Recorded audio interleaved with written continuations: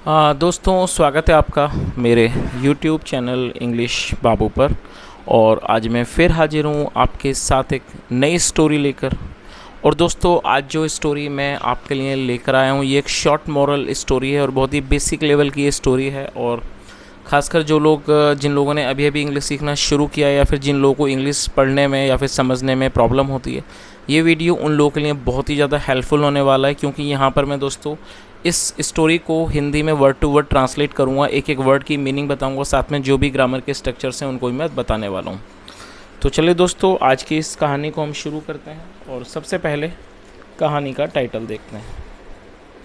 कहानी का टाइटल है द लास्ट विश।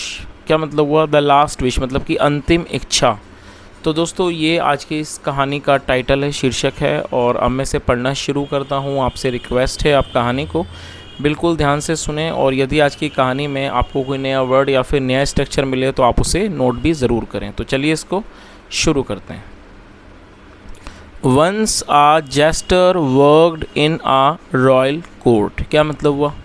दोस्तों ये जो वाक्य है ये पास्ट इंडेफिनिट का अफर्मेटिव वाक्य है। और जब हम पास्ट इंडेफिनिट में अफर्मेटिव का वाक्य बनाते हैं तो वहाँ पर वर्ब की सेकंड फॉर्म का यूज़ किया जाता है। वर्क मतलब काम करना, सेकंड फॉर्म वर्कड। और दोस्तों जेस्टर का मतलब होता है मस्खरा या फिर विदूषक। पहले जो राजा महाराजा होते थे वो अपने दरबारों में इस तरह के विदूषक या कह सकते हैं मस्खरे रखते थे, जो राजा को हंसाते थे, उनका मनोरंजन करते थे, साथ साथ में उन्हें जो उनके राजकीय काम होते थे उनके बारे में भी उन्हें सलाह देते थे। तो ऐसे लोगों को जेस्टर कहा जाता था। तो क्या अर्थ हुआ? वंस एक बार, अ जेस्टर एक मस्खरा, वर्कड काम करता था, इन अ रॉयल कोर्ट एक शाही दरबार में। He was very clever. दोस्तों ये जो वाक्य है ये सिंपल पास्ट का वाक्य है। सिंपल पास्ट का मतलब होता है जब हम पास्ट में कोई ऐसा वाक्य बनाते हैं जहाँ पर वॉज या वर्क का प्रयोग हेल्पिंग वर्ब के रूप में किया जाता है, साथ में नाउन या एडजेक्टिव को लेकर वाक्य बनाते हैं। इस तरह के वाक्यों को सिंपल पास्ट का वाक्य कहा जाता है। और क्लेवर एडजेक्टिव है जिसका मतलब होता है चालाक। ही वॉज वेरी क्लेवर, वह बहुत चालाक था।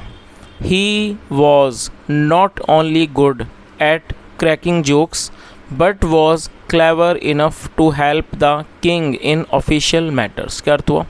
He was not only good at cracking jokes मतलब वह सिर्फ चुटकुले सुनाने में ही अच्छा नहीं था, बट वॉज क्लेवर इनफ लेकिन वो इतना भी चालाक था, मतलब वो इतना चालाक था टू हेल्प द किंग कि वो राजा की मदद करता, इन ऑफिशियल मैटर्स आधिकारिक मामलों में। तो इस पूरी लाइन का क्या अर्थ निकला? He was not only good at cracking jokes but was clever enough to help the king in official matters मतलब वह सिर्फ चुटकुले सुनाने में ही अच्छा नहीं बल्कि वह इतना चालाक था कि वो राजा की उनके आधिकारिक कामों में, ऑफिशियल मैटर मतलब उनके आधिकारिक कामों में भी उनकी वो मदद करता। मैनी टाइम्स मतलब कि कई बार, the jester use to crack jokes at the king. दोस्तों इस वाक्य में यूज टू का प्रयोग किया गया है। यूज टू का प्रयोग पास्ट के वाक्यों में किसी भी तरह की कंसिस्टेंसी को दर्शाने के लिए किया जाता है। जब आप पास्ट में कोई ऐसा वाक्य बनाते हैं जहाँ ये दिखाते हैं पास्ट में कोई व्यक्ति किसी काम को बराबर करता था तो यहाँ पर वहाँ पर यूज टू के साथ वर्ब की फर्स्ट फॉर्म का यूज़ किया जाता है। तो क्या अर्थ हुआ? मैनी टाइम्स का मतलब है कई बार। The jester use to crack jokes at the king मतलब कई बार जो मस्खरा था वो राजा के ऊपर भी जोक सुनाता था। At the king used to crack, और क्रैक जोक का मतलब होता है चुटकुले सुनाना, जोक सुनाना। आगे देखिए,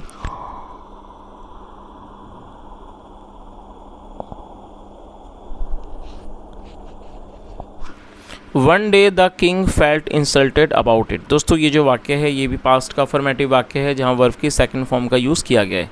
फील इंसल्टेड का अर्थ होता है अपमानित महसूस होना, सेकंड फॉर्म फेल्ट इंसल्टेड मतलब एक दिन जो राजा थे उन्होंने अपमानित महसूस किया, इस चीज़ को लेकर उन्होंने अपमानित महसूस किया।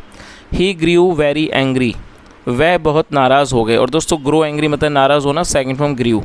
ही ग्रीव वेरी एंग्री, वह बहुत नाराज़ हो गए। एंड सेड, और कहा, गार्ड्स सुरक्षा कर्मियों, सीज दिस मैन, इस आदमी को पकड़ लो।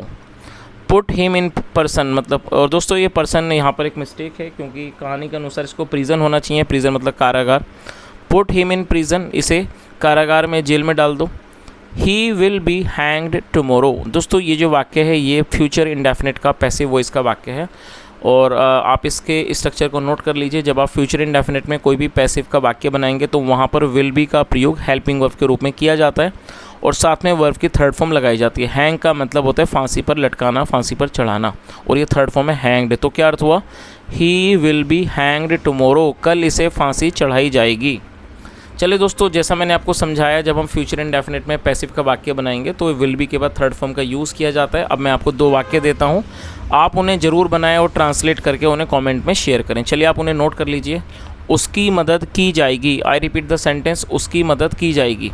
दूसरे वाक्य को भी नोट कर लीजिए, आपको पढ़ाया जाएगा, आई रिपीट द सेंटेंस, आपको पढ़ाया जाएगा। तो दोस्तों इस तरह से मैंने आपको 2 वाक्य दिए हैं, दोनों ही फ्यूचर इंडेफिनिट के पैसिव के वाक्य हैं। आप इन दोनों को ट्रांसलेट करें और कमेंट में ज़रूर शेयर करें। चलिए आगे देखिए। द नेक्स्ट मॉर्निंग मतलब कि अगली सुबह, the jester was brought to the court. अब दोस्तों ये जो वाक्य है ये पास्ट इंडेफिनिट का पैसिव वॉइस का वाक्य है। आप इसके स्ट्रक्चर को नोट कर लीजिए। जब आप पास्ट इंडेफिनिट में पैसिव में कोई वाक्य बनाएंगे तो वहाँ पर वॉज या वर्ब का प्रयोग हेल्पिंग वर्ब के रूप में किया जाता है, साथ में थर्ड फॉर्म लगाई जाती है। ब्रिंग का मतलब होता है लाना, थर्ड फॉर्म है ब्रॉड। तो क्या अर्थ हुआ, द नेक्स्ट मॉर्निंग, अगली सुबह, द जेस्टर वॉज ब्रॉट मतलब कि मस्खरे को लाया गया, टू द कोर्ट, दरबार में मस्खरे को लाया गया। द किंग आस्क्ड, राजा ने पूछा, you are going to be hanged soon. तो उन्होंने क्या कहा, you are going to be hanged soon मतलब आपको जल्दी ही फांसी पर चढ़ाया जाने वाला है। What is your last wish. और दोस्तों ये जो वाक्य है ये सिंपल प्रेजेंट का वाक्य है, जहाँ पर इज एम आर का यूज़ हेल्पिंग वर्ब के रूप में किया जाता है, साथ में नाउन एडजेक्टिव लेकर वाक्य बनाया जाता है, और यहाँ पर वॉट का यूज़ इंट्रोगेटिव वर्ड के रूप में प्रयोग किया गया है। वॉट मतलब क्या। तो उन्होंने, राजा साहब ने पूछा कि you are going to be hanged soon, आपको जल्दी ही फांसी पर चढ़ाया जाने वाला है। What is your last wish, आपकी अंतिम इच्छा क्या है। द क्लेवर जेस्टर रिप्लाइड, जो चालाक मस्खरा था उसने जवाब दिया, योर मजेस्टी महाराज, आई विश मतलब मेरी इच्छा है, टू डाई मरने की, ऑफ ओल्ड एज बुढ़ापे से। तो उसने क्या जवाब दिया, द क्लेवर जेस्टर रिप्लाइड मतलब कि चालाक मस्खरे ने जवाब दिया, योर मजेस्टी महाराज, I wish to die of old age मतलब मेरी बुढ़ापे में, बुढ़ापे से मरने की इच्छा है, बुढ़ापे में मरने की इच्छा है। हा हा हा, और वो हंसा। द किंग लाफ्ड लाउडली, जो राजा थे, हा हा मतलब जो the king laughed loudly, loudly ज़ोर ज़ोर से, जो राजा थे वो ज़ोर ज़ोर से हंसे। बाय देन जब तक किंग्स एंगर हैड सबसाइडेड। दोस्तों ये जो वाक्य है ये पास्ट परफेक्ट का वाक्य है, आप इसके स्ट्रक्चर को नोट कर लीजिए। पास्ट परफेक्ट का मतलब होता है पास्ट में किसी क्रिया का पूरा होना, पाया जाना। आया था, गया था, लिया था, दिया था, चुका था, इस तरह के वाक्य जो होते हैं उनको पास्ट परफेक्ट का वाक्य कहा जाता है, जहाँ पर हैड के साथ वर्ब की थर्ड फॉर्म का प्रयोग किया जाता है। और दोस्तों आप इस वाक्य को, इसको वर्ब को नोट कर लीजिए। सबसाइड का मतलब होता है किसी चीज़ का कम पड़ जाना, मंद हो जाना, ठंडा पड़ जाना, और ये थर्ड फॉर्म है सबटाइड, सब साइडेड। तो क्या हुआ, बाय देन तब तक, किंग्स एंगर राजा का गुस्सा, हैड सबसाइड मतलब तब तक राजा का जो क्रोध था, गुस्सा था, वो थम चुका था मतलब वो ठंडा पड़ चुका था। He forgive the jester. दोस्तों फॉरगिव का अर्थ होता है माफ़ करना, second form forgive. He forgive the jester, उन्होंने जेस्टर को मतलब कि मस्खरे को माफ़ कर दिया। और दोस्तों यहाँ मैंने आपको समझाया जब हम पास्ट परफेक्ट में वाक्य बनाएंगे तो हेड के साथ थर्ड फॉर्म का यूज़ किया जाता है। अब यहाँ पर मैं आपको 2 वाक्य देता हूँ, आप उन दोनों को ट्रांसलेट करें और कमेंट में बताएं। चलिए वाक्य को नोट कर लीजिए। मैंने कल खाना नहीं खाया था। आई रिपीट द सेंटेंस, मैंने कल खाना नहीं खाया था। अब अगला वाक्य आप नोट कर लीजिए। मेरा भाई डॉक्टर बन चुका था। आई रिपीट द सेंटेंस, मेरा भाई डॉक्टर बन चुका था। तो दोस्तों इस तरह से मैंने आपको पास्ट परफेक्ट के 2 वाक्य दिए हैं, आप इन्हें दोनों को ट्रांसलेट करें और कमेंट में ज़रूर शेयर करें। चलिए अब आगे देखते हैं आगे क्या हुआ। ही फॉरगिव द जेस्टर। दोस्तों फॉरगिव FORGIVE, फॉरगिव का मतलब होता है माफ़ करना, और सेकंड फॉर्म है इसकी फॉरगिव, FORGAVE, ये इसे नोट कर लीजिए, और ये पास्ट इंडेफिनिट का ही अफर्मेटिव वाक्य है। ही फॉरगिव द जेस्टर, उन्होंने मस्खरे को माफ़ कर दिया, मतलब उस मस्खरे को माफ़ कर दिया। The clever jester had saved his life with his wit. और दोस्तों यहाँ भी देखिए हेड के साथ थर्ड फॉर्म है, सेव मतलब बचाना, थर्ड फॉर्म सेव्ड, तो ये भी पास्ट परफेक्ट का वाक्य है, और विट का मतलब होता है बुद्धिमानी। तो इस पूरी लाइन का क्या अर्थ निकला, the clever jester had saved his life with his wit, मतलब कि चालाक मस्खरा अपने जीवन को अपनी बुद्धिमानी से बचा चुका था। तो दोस्तों ये आज की एक छोटी सी कहानी थी, and I hope you really enjoyed this session and thoroughly, and if you really enjoyed this session and if you really want to appreciate my hard work, then do like this video and subscribe the channel and press the bell icon so that you can keep getting the notifications of my all new videos. And apart from this guys, sometime that I bring the videos related to related to grammar and yesterday also I uploaded a video where I discussed about the present indefinite tense. So if you wish or if you want to learn grammar, then you must watch that video also. And apart from this, if you have any doubt, any suggestions, or any type of feedback, anything to say, you are more than welcome. You can just go to comment section and you can leave your feedback, your valuable suggestions there. Thank you so much for listening. Have a nice day and bye.